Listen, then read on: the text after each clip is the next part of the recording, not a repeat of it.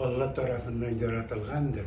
Dünyada olay bulan iken iki halık, Tatar hem başka halkları şu hatle bir-birisi bilen yakkan, bir-birisi bilen kuşagına tugul, ruhu bilen de, dili bilen de, beyrinleri bilen de bik yakın halklar.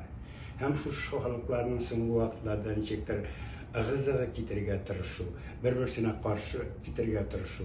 O bik nağanesiz, hem yemsiz, hem kireksiz nerse.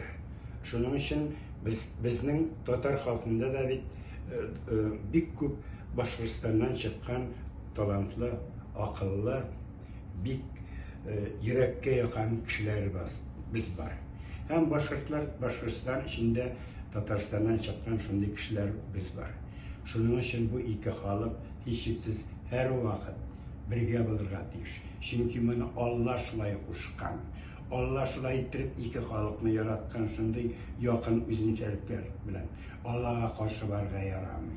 Şunun için biz eğer de şu iki halk, iki büyük halk, bir üzünçelikli halk, çünkü Başkırt'ın özünün şulay tradisyon, bir kızıklı, Tatar'da bulmayan bir kıymetli çağrışları var.